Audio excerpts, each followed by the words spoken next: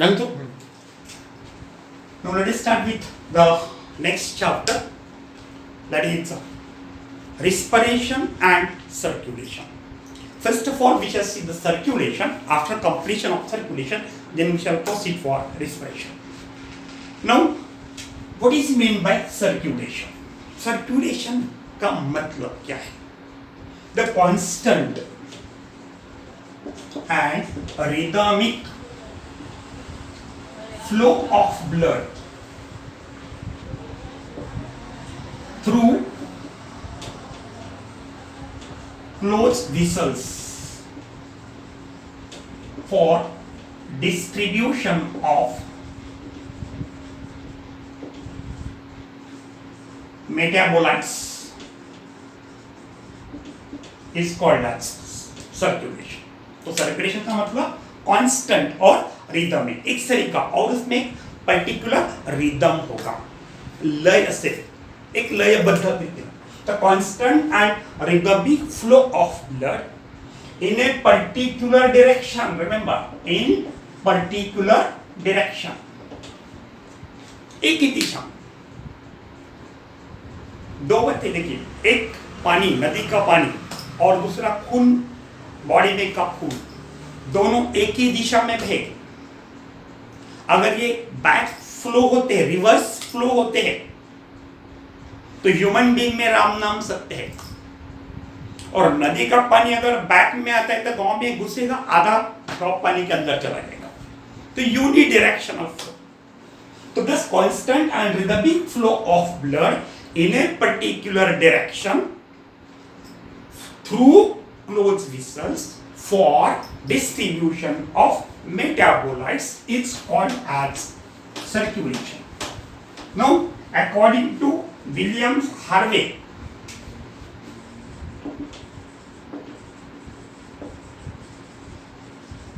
in 1628, according to William Harvey in 1628, there are two types of circulation: closed circulation and open circulation. Closed circulation and open circulation. Open circulation.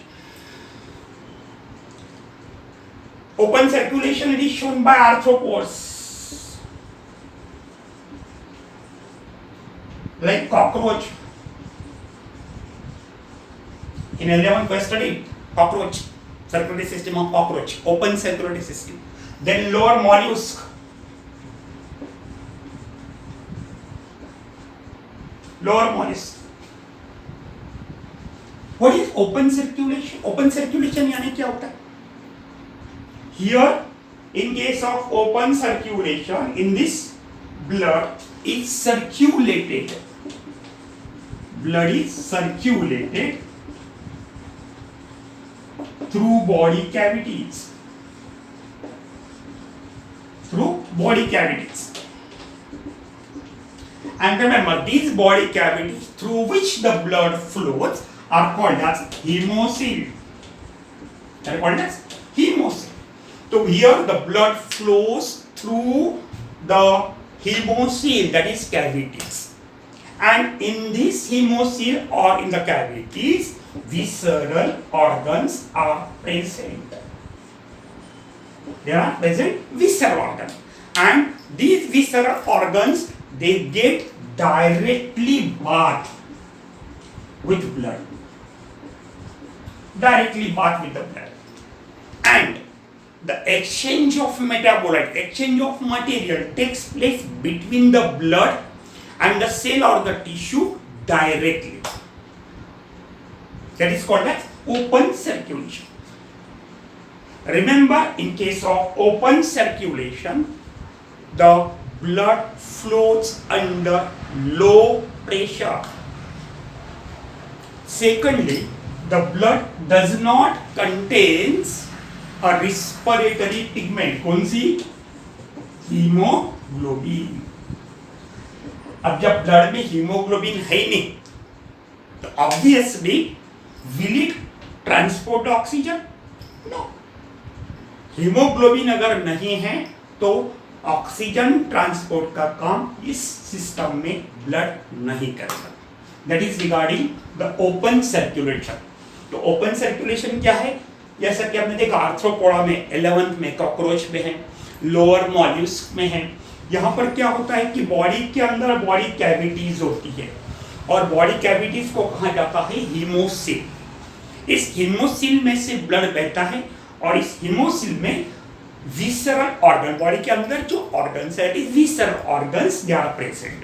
और body cavity के अंदर, haemocoel के अंदर visceral organ है, उसमें blood आया तो obviously ये जो विसरल ऑर्गन है ये directly bath by the blood और direct exchange of material takes place between the tissue fluid और the cell and the blood.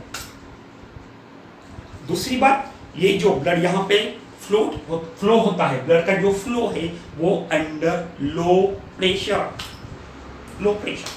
और तीसरी बात, इसमें हीमोग्लोबिन नहीं है, इसलिए it does not transport the respiratory gases.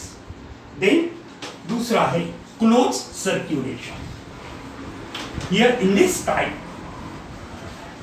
in this type the blood flows through closed vessels. Blood flows through closed vessels. Obviously the visceral organs or tissues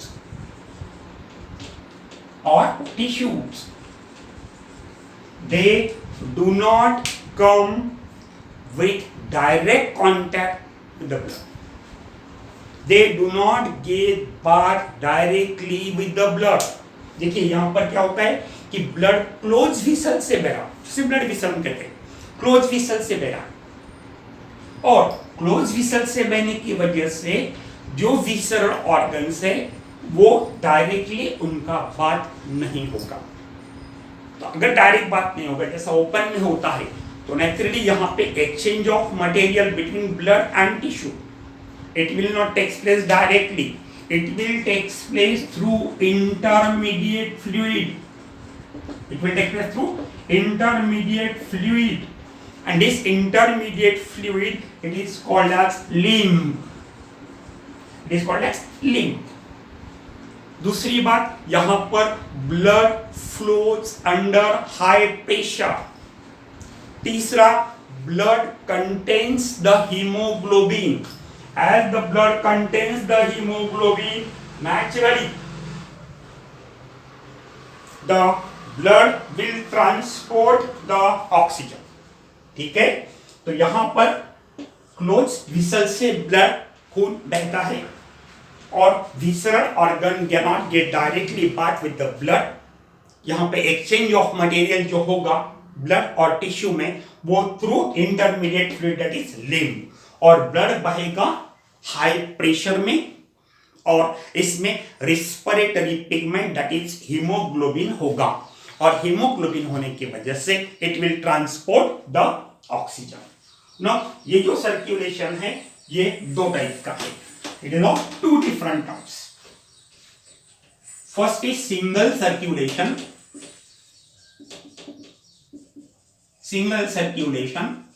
and second is double circulation. Single circulation and double circulation. ये जो close circulation है which is shown by all vertebrates, सभी vertebrates में है, annelids में है और higher mollusks में। तो इनमें दो टाइप का क्लोज सर्कुलेशन में दो type, single circulation and double circulation. Single circulation ये दिखाई देता है फिशेस में, यहां पर हार्ट को वेनस हार्ट ऐसा भी कहा जाता है। In fishes heart is called as venous heart. Why it is called as single circulation? Because during its circulation, during its completion of one cycle, blood passes through the heart only once. सिर्फ एक बार blood heart में जाएगा, इसलिए इसे कहते हैं single circulation. What happened here? Deoxygenated blood from different parts of the body passes to the heart, goes to the heart, and heart pump this deoxygenated blood to the gills for oxygenation, and from gills it is transported throughout the body. Again, body के tissue में जाने के बाद में get deoxygenated, again comes to the heart. Heart pump the blood to the gills. Gill transported after oxygen transported to the different parts of the body. The cycle is complete. Whereas in case of double circulation, for example, birds and mammals, heart pump, especially right compartment of heart, pump deoxygenated blood. It pump deoxygenated blood to the lungs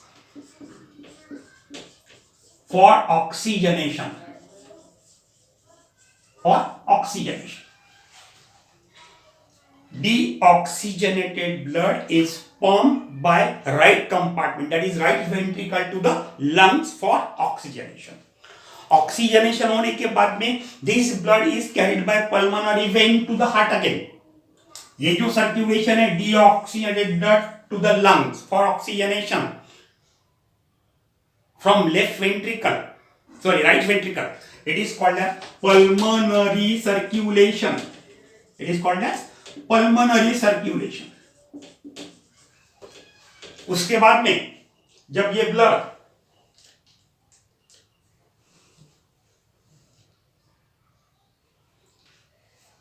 the blood from lungs, which is oxygenated blood, is carried to the heart, that is to the left compartment, and from left compartment, that is left ventricle, it is passed to the body parts, different parts of the body. So this circulation is called as systemic circulation.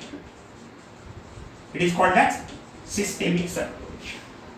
That is single circulation and double circulation. Single circulation में क्या होगा, जैसा कि fish, heart में blood एक बार ही जाएगा और भी deoxygenated from different parts of the body, और फिर यहां से ब्लड कहां जाएगा, गिल से, गिल की तरफ. From heart will pump the blood to the gills for purification, that is for oxygenation, और वहां से blood different parts of the body. Cycle complete.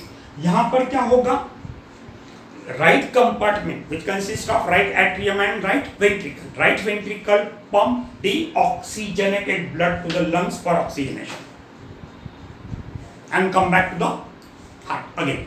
तो ये जो flow है deoxygenated blood का, that is called as pulmonary circulation.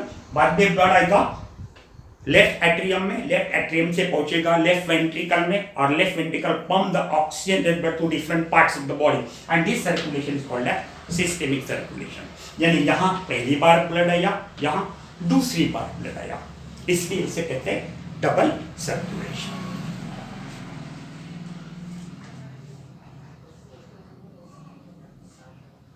अब human being में सर्क्यूलेटरी सिस्टम जो होती है वो दो टाइप की होती है.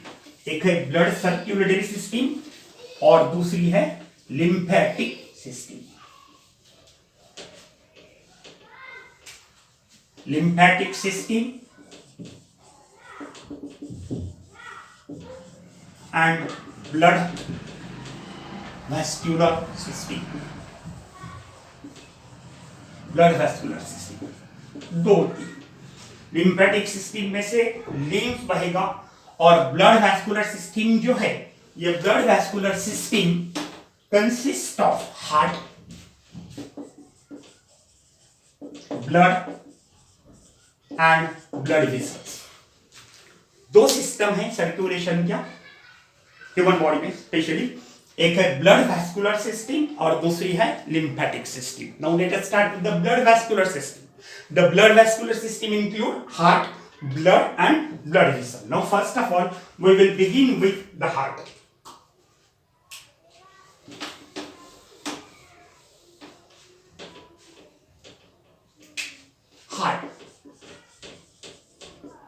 Heart की position.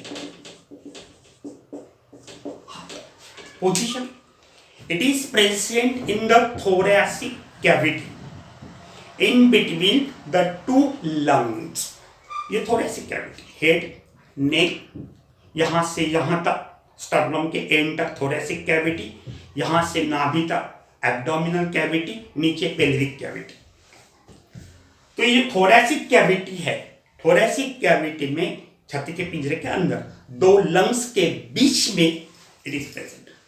It is present just behind the sternum. sternum के थोड़ा सा बाजू में, ठीक है. ये sternum बीच में का बोल और ये ribs. तो ये sternum के just behind. It is present behind the sternum in the intrapleural cavity. It is present in the intrapleural cavity, just about the central depression of diaphragm. 11th में आपको बताया था मैंने किंगडम एनिमालिया में diaphragm. It is the characteristic feature of class Mammalia. सिर्फ mammal में ही ये diaphragm होगा. Muscular membranes partition which separate the thoracic cavity from the abdominal cavity. तो ये डायफ्राम में एक सेंट्रल डिप्रेशन होता है, खड्डा होता है, डिप्रेशन, और इस डिप्रेशन के ऊपर रहेगा हार्ट. तो it is present just above the central depression of the diaphragm in the intrapleural cavity, and this intrapleural cavity is called as mediastinum. It is called as mediastinum. It is exactly present in between left fifth and sixth left ribs. thoracic जो ribs है तो पांचवी और छठवीं ribs के दोनों के बीच में उसका सेंटर आएगा. That is the position of heart. उसके बाद में ये जो हार्ट है इसका जो अपेक्स है, apex, it is directed or pointed downward. हमारे बॉडी में हार्ट उल्टा है, remember, it is pointed downward.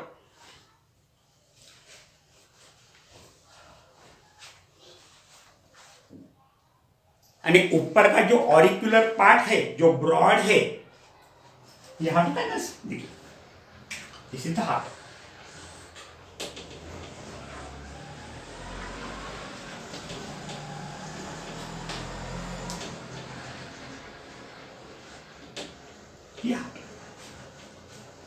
तो ये ऊपर का ब्रॉड पार्ट, ये बेस है, और ये अपेक्स है. It is directed downward. And remember, apex, it is not pointed like this. It is not pointed. Apex is blunt, okay, and it is directed downward. That is regarding the position of heart. Position के बाद में हम देखते हैं external structure of heart.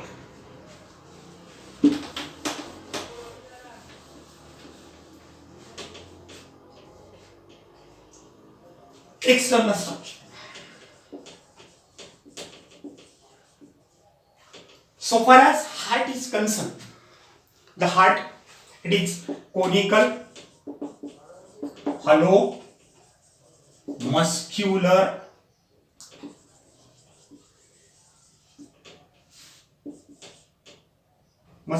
and reddish brown in color. It is conical, hollow, conical, hollow, muscular, that is it is made up of muscles, that is especially cardiac muscles. Muscular, reddish brown in color, measuring about 12 to 13 centimeters long, 9 centimeters wide, and 6.5 centimeters thick. Weighing about 300 grams in male and 250 grams in female. अब सोचिए,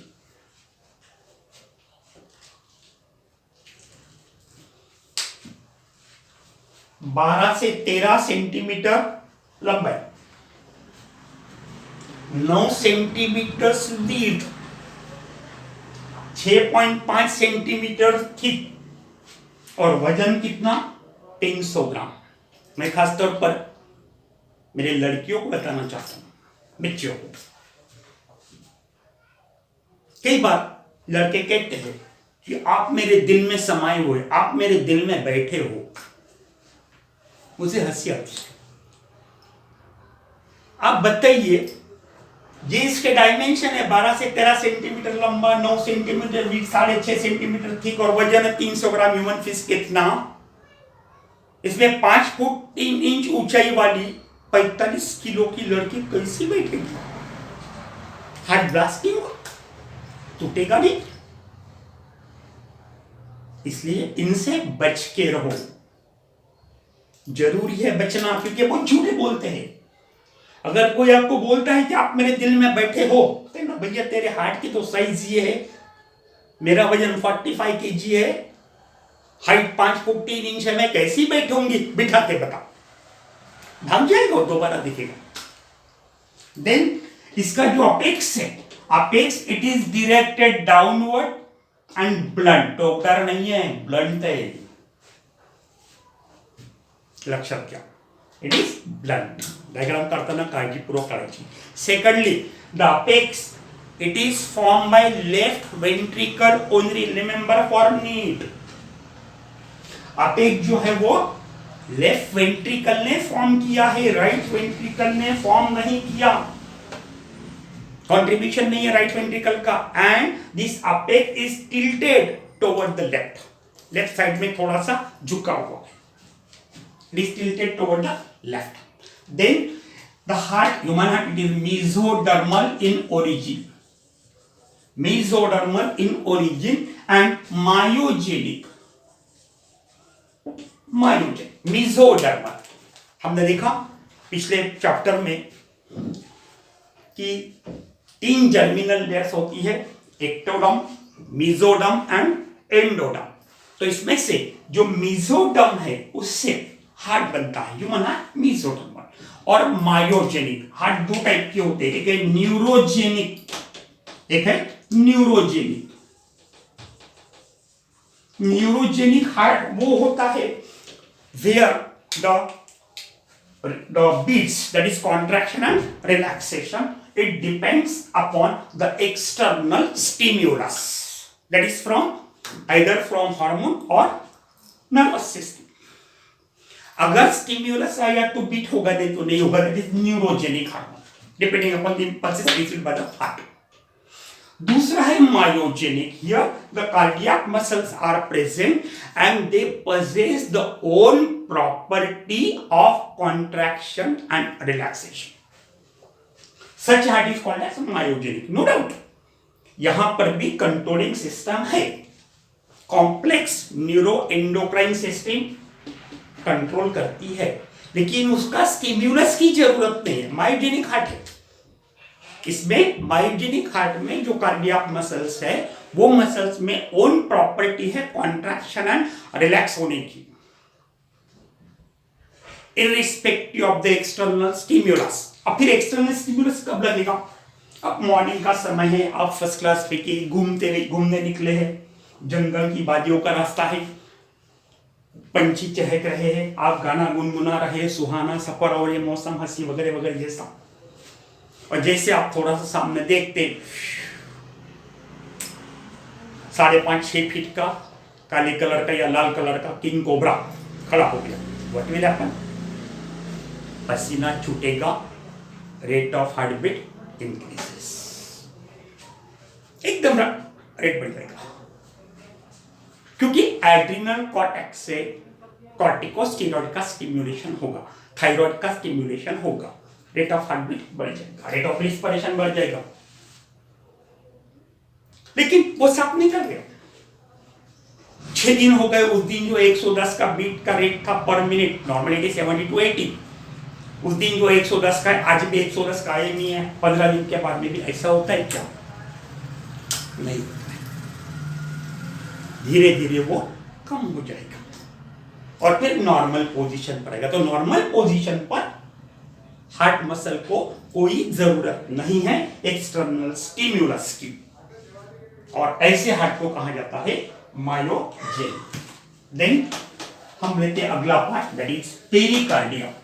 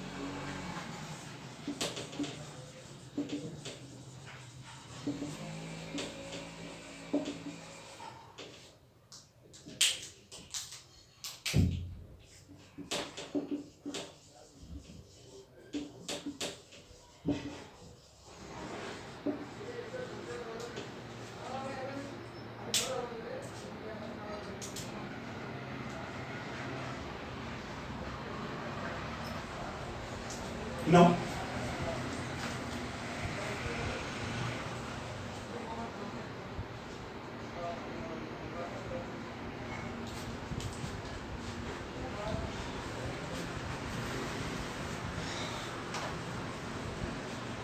let us start with the pericardium.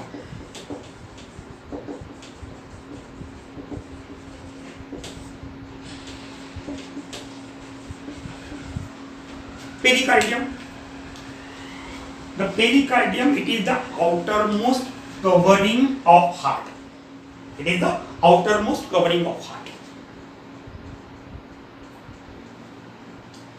देखो ये जो अपनी body है ना, ये body Bharat की संसद है। यहाँ अलग अलग मंत्री है, दूरसंचार मंत्री, पर्यटन मंत्री, अलग अलग मंत्री, अलग अलग ऑर्गन जो है अलग अलग मंत्री। ब्रेन जो है वो प्रेसिडेंट ऑफ इंडिया, और हार्ट जो है it is the prime minister of India.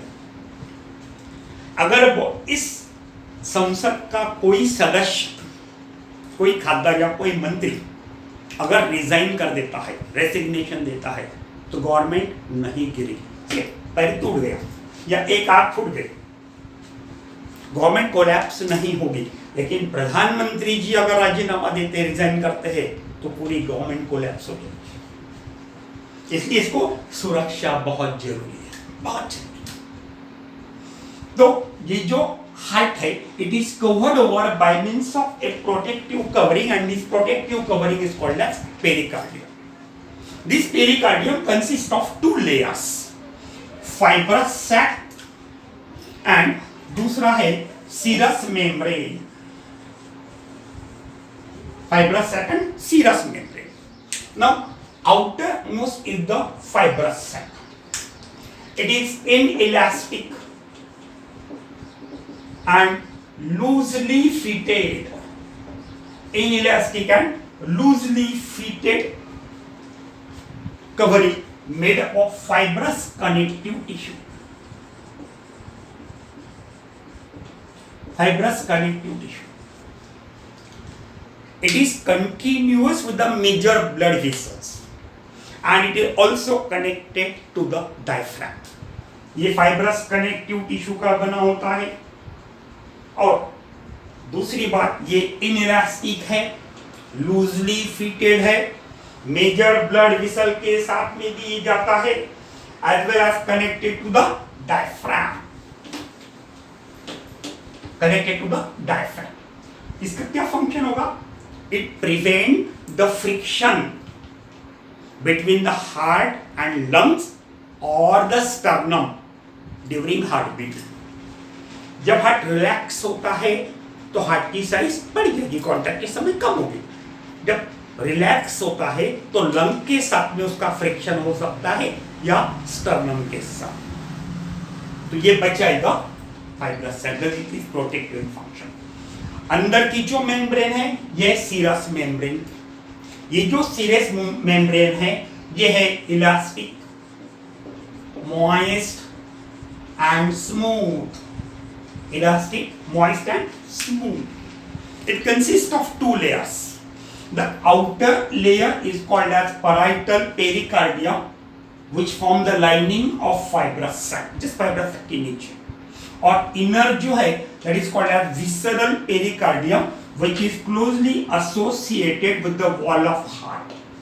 That is serous membrane. तो serous membrane दो लेयर की बनी है, आउटर जो है वो पैराइटल पेरिकार्डियम और inner visceral pericardium. Parietal pericardium fibrous sac की इनर लाइनिंग फॉर्म करेगी, visceral pericardium it is closely associated with the wall of heart. अब इन दो मेम्ब्रेन के बीच में जो स्पेस है, this space is called as pericardial space और pericardial cavity, which is filled with pericardial fluid. It is filled with pericardial fluid. Remember, for need it is near about 50 ml and secreted by parietal pericardium, that is outer serous membrane. ये जो cavity है, ये जो space है, इसे कहते हैं pericardial space या पेरिकार्डियल कैविटी, जिसके अंदर करीब करीब 50 ml फ्लूइड होता है, उसे कहते हैं पेरिकार्डियल फ्लूइड, और ये सीक्रेट करता है पैराइटल पेरिकार्डियम। अब इसका पेरिकार्डियम का फंक्शन क्या है? पेरिकार्डियम का पहला फंक्शन है to prevent the friction between two serous membrane. Parietal pericardium और विसरल पेरिकार्डियम, इनके बीच में फ्रिक्शन होने से बचाएगा, पहली बात। दूसरा, it keep the tissues of heart moist, गीला रखेगा, small smooth movements for smooth movement of that is heartbeats, so it keeps the tissues of heart moist, and moist surface अगर रहा तो जो हार्ट बीट होते हैं वो हार्ट बीट स्मूथली हो गए। तीसरा, इट एब्सॉर्ब द शॉक यानी वाइब्रेशंस, इलेक्ट्रिक के शॉक में इट एब्सॉर्ब द शॉक्स। गुस्सा आने के बाद पैर पटकते हुए चलते ना, तो उस समय वाइब्रेशंस तैयार होते बॉडी में, तो ये जो वाइब्रेशन से, ये वाइब्रेशन को ये एब्सॉर्ब कर देगा and does it goes protect the heart from mechanical injury. यहां पर पेरिकार्डियम समाप्त हुआ। उसके बाद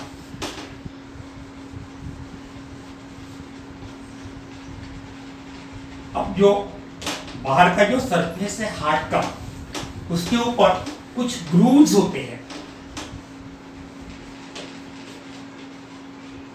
पहला ग्रूव ये है, this is called as coronary sulcus और atrioventricular groove. On the surface of heart, some grooves are present. The first is coronary sulcus or atrioventricular groove. It is transverse, and it divides the heart in two parts. Upper anterior thin and small is called as auricular part. It is called as auricular part, and this is called as ventricular part. Auricular and ventricular part. then heart के ऊपर surface पर एक ऐसा खाच असतं, depression असतं, that is called as coronary sulcus या atrioventricular groove. ये ग्रूव की वजह से हार्ट दो भागों में डिवाइड हुआ। ऊपर का जो एंटीरियर पार्ट है ये थिन है, शॉर्ट है, इसे कहते हैं ऑरिक्युलर पार्ट, और नीचे का thick and larger called as ventricular part. अब इसे ऑरिकल क्यों कहा जाता है? Because it resemble with the ear of a dog. कुत्ते के कान के समान ये दिखाई देते हैं, इसलिए इन्हें कहा जाता है ऑरिकल। उसका दूसरा नाम है atria. Is also called as atrium, ठीक है। देन ये कोरोनरी सर्कस के बाद में वेंट्रिकुलर रीजन में दोनों तरफ से एक ग्रूव है, लाइक दिस, इधर से भी है, ये anterior interventricular groove, anterior interventricular groove,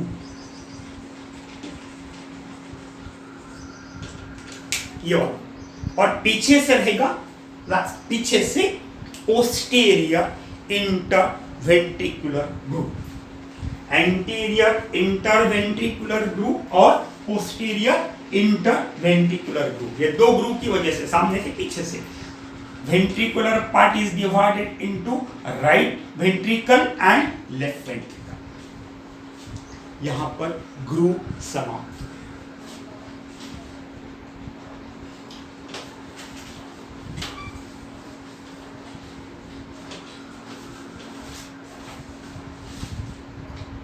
Then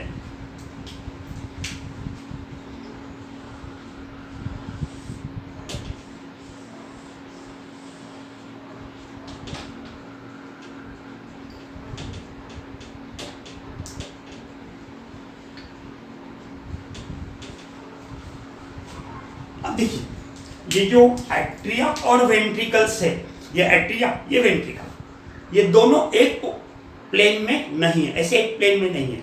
atria they are protruded और ओवरहैंग दिस, ये ऐसे नहीं, ऐसे है, they overhang above the ventricle, और ये जो प्रोट्रूडेड पार्ट ऑफ एट्रिया है, this is called as atrial appendage, it is called as atrial appendage।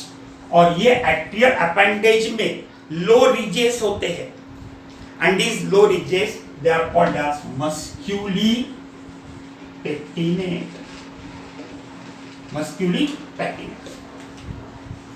ध्यान में, तो एट्रिया और वेंट्रिकल एक प्लेन में नहीं है, वेंट्रिकल के ऊपर हैंगिंग दिखेगी आपको एट्रिया इस तरह से, तो ये प्रोट्रूडेड पार्ट ऑफ एट्रिया है, this is called as atrial appendage, और इसके अंदर लो रिजेस रहेगी, उसे कहते हैं मस्क्यूली पेक्टिनेट। ओके, नाउ अब हम देखते हैं dorsal and ventral view of heart. You may refer the diagram from the book. Dorsal side में यानी पीछे के साइड में वे सभी ब्लड वेसल होते हैं जो ब्लड हार्ट के अंदर लाके छोड़ते हैं। अब ब्लड हार्ट के अंदर कौन कौन लाएगा? Right atrium, left ventricle, right ventricle. पहले तो two pairs of pulmonary veins,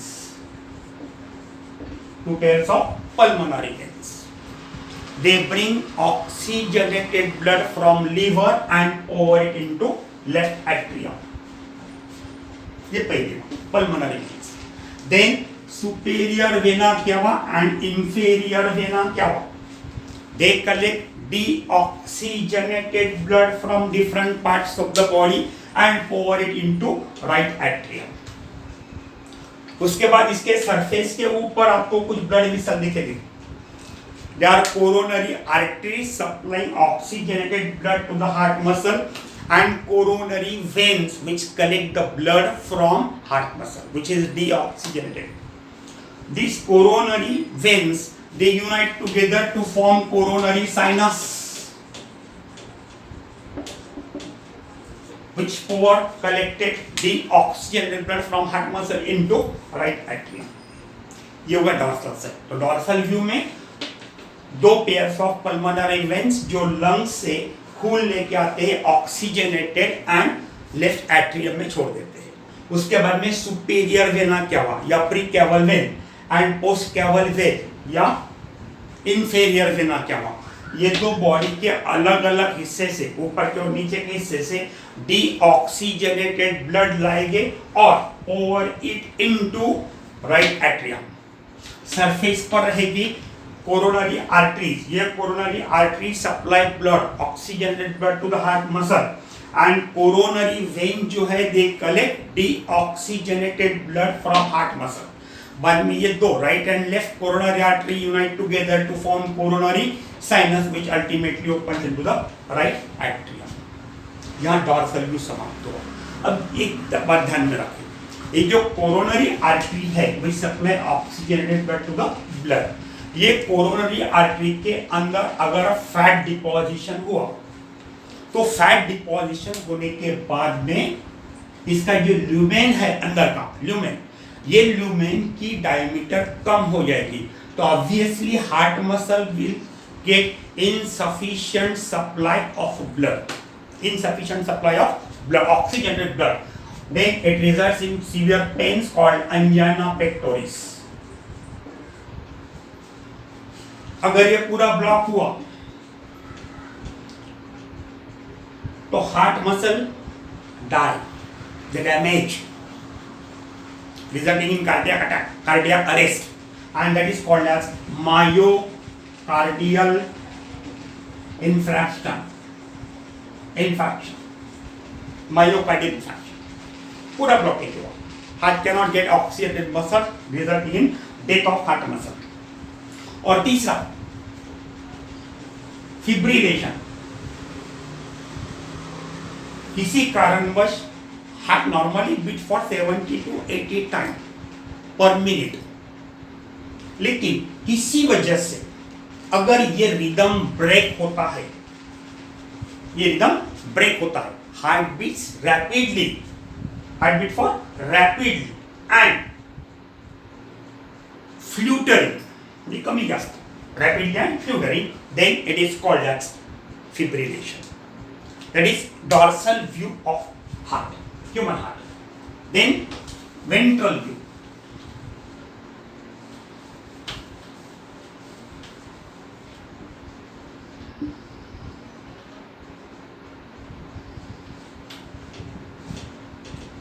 ventral view पर वे ब्लड वेसल रहेंगे जो हार्ट में से ब्लड बाहर लेके जाते हैं, हार्ट में से बाहर लेके जाते हैं। उसमें पहला है पल्मोनरी एओर्टा, यह है पल्मोनरी एओर्टा, पल्मोनरी एओर्टा, और यस पल्मोनरी एओर्टा, या also called as pulmonary trunk, trunk बोला तो भी चलेगा। और दूसरा है aorta which originates from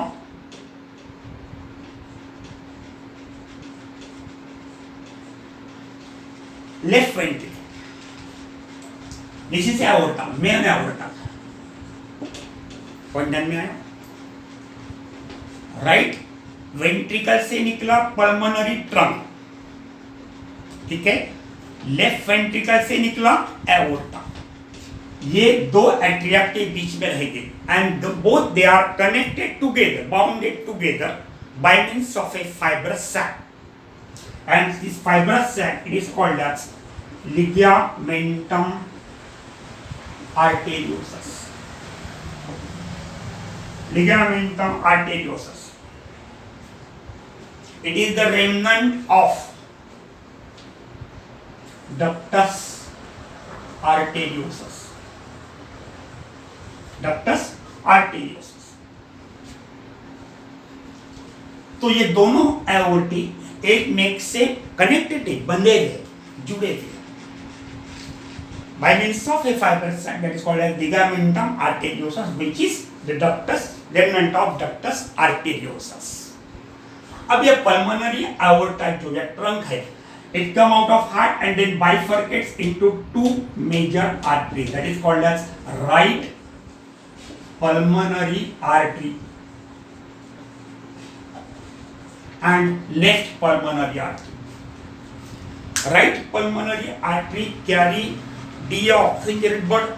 This will also carry deoxygenated blood. This will carry to the right lung. This will carry to the left lung for oxygenation.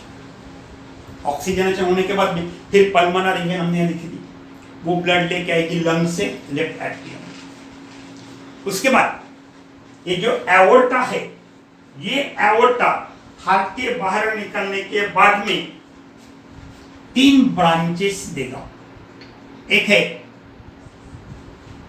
3 branches इसकी निकलेगी systemic art या एओर्टिक आर्च की। एक है ascending aorta,